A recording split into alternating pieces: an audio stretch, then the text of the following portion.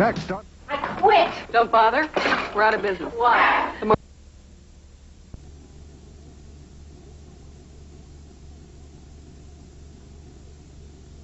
Stabilized after a decades-long decline, student performance remains far below the levels of 15 or 20 years ago.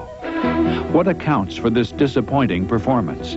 Some say we're teaching the wrong subjects, wasting time on frivolous classes. They say, let's get back to basics. Some would lay blame on the radicalized teachers' unions, which often seem concerned about everything but quality education. Others cite an even more frightening problem.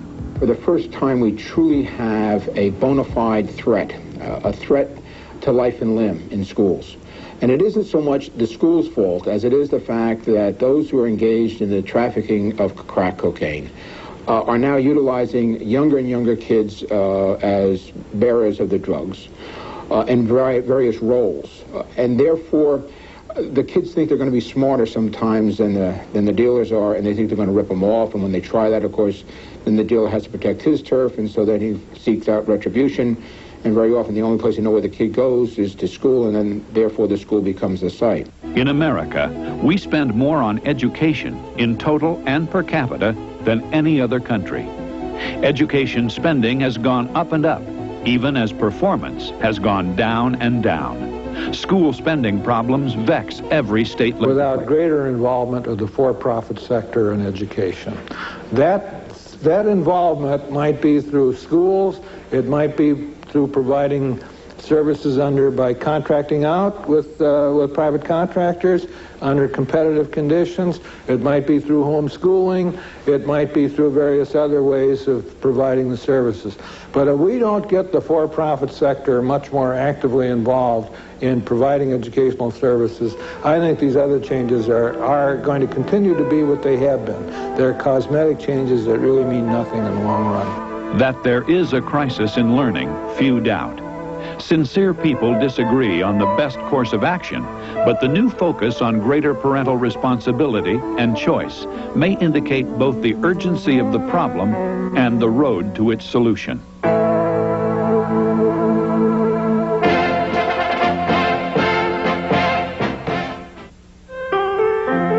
Remember when life was simpler and problems were solvable?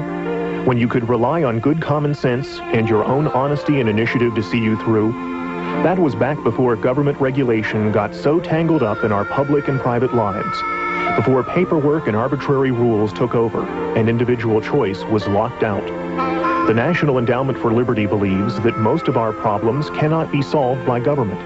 That too much government is in itself a problem, not a solution. These programs are made possible as a public service by people who believe that moral and political rights go hand in hand with economic freedom. Write to us at Post Office Box 580099, Houston, Texas 77058.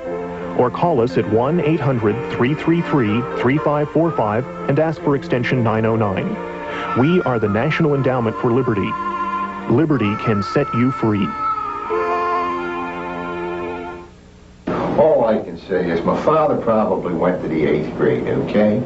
But when my father went to the 8th grade, he knew geometry. He knew algebra. Each week on At Issue, we show the probe report you've just seen to a randomly selected group of citizens somewhere in the United States. What you're watching now is actual footage of the unrehearsed reactions of a group of people in Baltimore, Maryland, to the probe report, Crisis in Learning. The kids are good, just like you see films, decent everyday kids. But they're being shortchanged by the public school bureaucracy. I can remember taking sausage and all to school to the teacher because it was close, it was a relationship. Now you have a teacher, you see it next year's scholar. They really don't get to know them, as you say, when they... Now, in Baltimore County, they've changed the boundaries again. You'll be going to another school because it's too many in this area. And the children are frightened. And get rid of the classes that don't really mean anything. I mean, like in high school, they had like jewelry making. I mean, it's like, it's a joke, you know? I mean, what are you going to do with jewelry making? It boils down to the parents. I would have to say I would just push for parent involvement. Because a lot of parents are not going to care no matter what. because it's just that they just happen to have kids at a school age and that they go to school fine, and some of the parents are getting in trouble themselves anyway. You're not going to have a great deal of choice when we align our counties and our districts along geographical areas in which we do. I live in Harford County, and that's one of the reasons we moved up there, because the school system is so wonderful. I have 3 children, so, they all have to be equal to what their friends wear, and this is a Catholic school. They have the uniforms during the day. Your children go to Catholic schools? I've always thought it was great with the Catholic schools. I just think it's great. And a lot better than the city schools, I think. That's just my opinion. I agree that the choice has been taken out of the parents' hands. You agree that choice has been taken out of the parents' I hands? would be among the ones that camped out. If indeed they believe that the voucher system helps parents, and you can apply that voucher to public or private, simply pass the damn bill that they talked about for the last 10 years, and that is if you choose to send your kid to a private school, whether it be a religious denomination school or whatever,